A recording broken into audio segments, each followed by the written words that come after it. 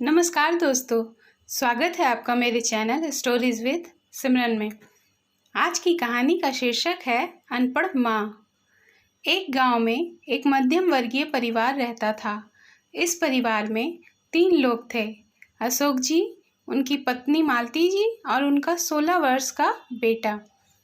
उनके बेटे ने 10वीं की परीक्षा में 90% अंक प्राप्त किए थे। अशोक जी ने मार्कशीट देखकर खुशी खुशी अपनी पत्नी से कहा, बना लीजिए मीठा दलिया, स्कूल की परीक्षा में आपके लाडले को 90% अंक मिले हैं। माता पिता की खुशी का ठिकाना न था। उधर माँ किचन से दौड़ती हुई आई और खुशी खुशी बोली, मुझे भी दिखाइए मेरे लाल का रिजल्ट, मुझे भी देखना है। उसी बीच उनका बेटा फटाक से बोल पड़ा, बाबा, माँ को रिजल्ट क्यों दिखा रहे हैं? वह तो पढ़ लिख नहीं सकती है, वह तो अनपढ़ है ना। बेटे की बात सुनकर माँ का दिल जैसे टूट सा गया।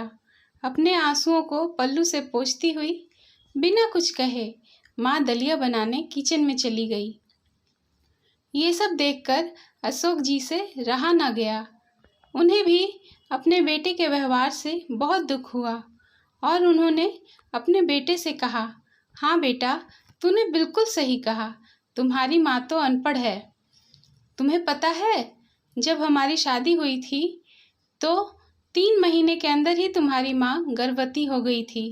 मैंने सोचा शादी के बाद हम कहीं घूमने नहीं गए, एक दूसरे को ठीक से समझे भी नहीं, इसीलिए चलो इस बार अबॉर्शन करवाकर आगे चांस लेते हैं।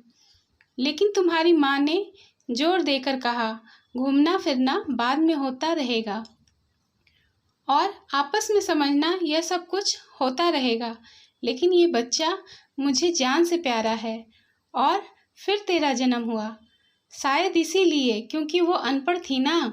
जब तू गर्भ में था तो उसे दूध बिल्कुल पसंद नहीं था।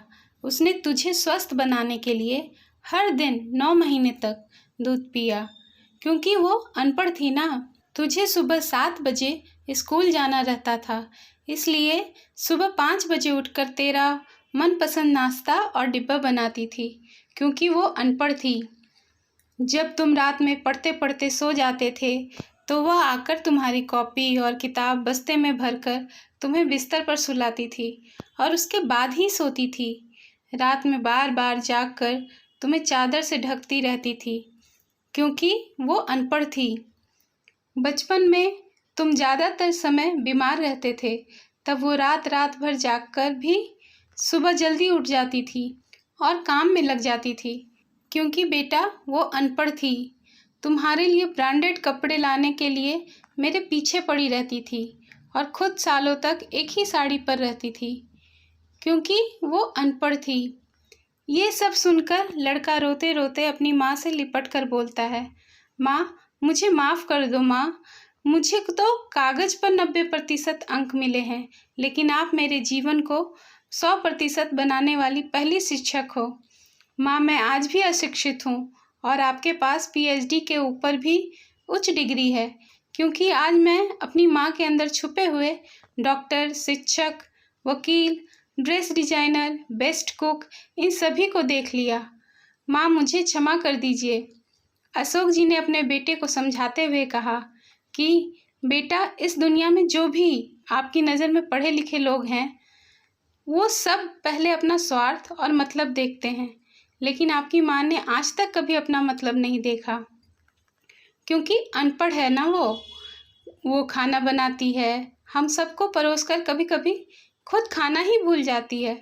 माँ ऐसी होती है, आपके सारे कष्ट, दुख, दर्द अपने माथे ले लेती है, आपकी बलाएं लेती है, आपकी हर बुरी नज़र से रक्षा करती है।